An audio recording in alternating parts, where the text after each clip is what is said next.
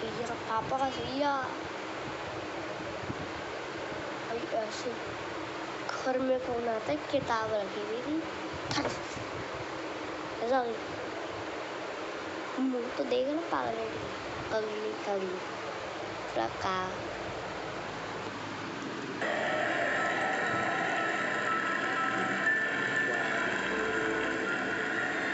Simon, what did you think? I actually want this to end right now.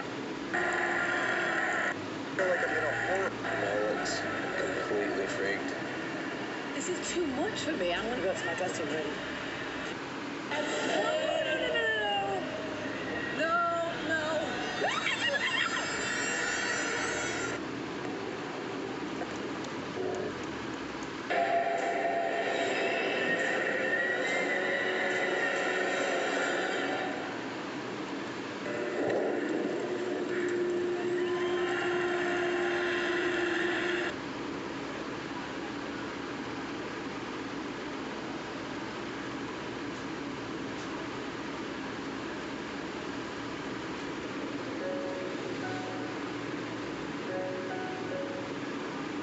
आज teachers day है। सभी horror कहानियाँ किसी न किसी जगह पर शुरू होती है, कभी किसी 100 साल पुराने पेड़ के पास तो कभी किसी जंगल के अंदर। पर सबसे ज्यादा रोंगटे वो खड़ी करती है जो किसी घर के अंदर हो। घर एक ऐसी जगह होती है जिसमें लोग अपने आप को सेफ मानते हैं, पर कभी कभी घर ही एक हॉरर स्टोरी में बदल जाती है। हॉन्टेड हाउस एक ऐसी घर होती है जहाँ पर उन लोगों की आत्माएं निवास करती है जो कि उस घर में पहले कभी रहता होगा या फिर उस घर से उसका कोई संबंध होगा। अकाल मृत्यु जब होती है तब किसी किसी आत्माओं की अंतिम इच्छा बाकी रहती है और इसलिए हमें घरों में अजीब चीजें देखने को मिलती है। इस दुनिया में 20 लाख से भी ज्यादा पॉपुलर हॉन्टेड घरें मौजूद हैं, पर आज जिनके बारे में आप सुनोगे वो आपके रोंगटे खड़े कर देंगे। बस एक बार पूरी वीडियो देख लेना। आप डायन, चुड़ैल, भूत, प्रेत इन सब चीजों में मानते हो कि नहीं वो तो मैं नहीं जानता, पर इन केसेस को एक बार सुन लो और फिर अपने लिए डिसाइड कर लो। नंबर 5, रोज हॉल, मोंटेगो बे, जमाइका। ये घर साल 1770 में बना था और इसमें जॉन पाल्मर और उनकी वाइफ एनी पाल्मर रहती थी। पर ये जो एनी पाल्मर थी यही इस कहानी की सबसे खतरनाक लेडी है। जॉन ने एनी से शादी तो किया था पर एनी का इतिहास जाने बिना।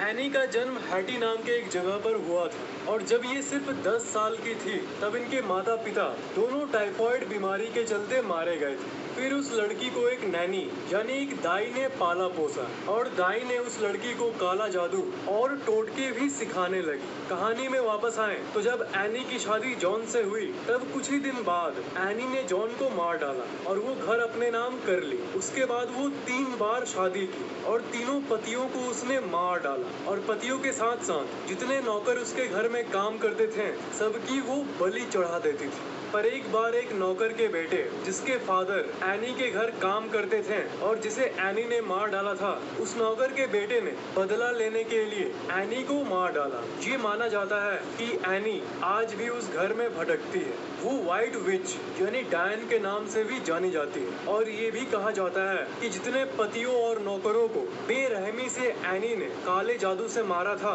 वो सब आज भी इस घर को हॉन्ट करते हैं। 1965 में इस घर को एक म्यूजियम में बदल दिया गया और आज भी जो स्टाफ इस म्यूजियम में काम करते हैं सब रात के समय पैरानॉर्मल चीजों को रिपोर्ट करते हैं, जैसे गेट अपने आप बंद हो जाना और इंसानों की ऐसी चीखें सुनाई देती है मानो किसी को मारा जा रहा हो और ये आवाजें रात के समय पूरे बिल्डिंग में गूंजती है। Number 4, the Valley House, California. 1856 में एक बिजनेसमैन जिनका नाम था थॉमस वैली और उनकी वाइफ एना वैली, उन्होंने अपने लिए एक खूबसूरत सा घर बनाया। पर उन लोगों को ये नहीं पता था कि जिस जगह पर वो अपना घर बना रहे हैं वो एक ग्रेव यार्ड यानी एक कब्रिस्तान था। घर बनने के बाद ये लोग उसी घर में नॉर्मली रहना शुरू कर दिए, पर फिर पैरानॉर्मल घटनाएं शुरू हो गई।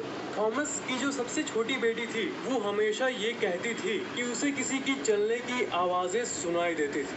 कुछ दिन बाद थॉमस का एक नया बेटा जन्म लिया, पर वो जब सिर्फ 18 महीने का था तब बदकिस्मती से उसकी मौत हो गई। और 1885 में वायोलेट वैली, जो उनकी बेटी थी, उसने भी अपने आप को गोली मारकर आत्महत्या कर लिया। मतलब इस कब्रिस्तान पर बने इस घर पे इस फैमिली के साथ हमेशा बुरा ही हुआ, और धीरे धीरे करके पूरी वेले फैमिली खत्म हो गई। धीरे धीरे सबकी मौत हो गई, और आखिर में थॉमस वेले और उनकी वाइफ एना वेले की भी मौत हो गई। और उसके बाद जो फैमिलीज इस घर में आती, सबके साथ कुछ न कुछ बुरा हो जाता। अजीब पैरानॉर्मल रिपोर्ट्स के चलते जैसे जैसे समय बीतता गया, वो घर एक हॉन्टेड घर के नाम से जाना जाने लगा। उसके बाद कोई उस घर में रहने की हिम्मत नहीं किया, और आखिर में उसे एक म्यूजियम में कन्वर्ट कर दिया गया। पर आज के समय में भी कई लोगों का ये कहना है कि उस घर के मालिक थॉमस वेले को आज भी कई लोग देखते हैं। एक बहुत बड़े टीवी पर्सनैलिटी और एक्टर जिनका नाम है रेगिस फिल्बिन, उन्होंने भी इस घर को विजिट किया था एडवेंचर के लिए, क्योंकि ये आत्माओं को नहीं मानते थे।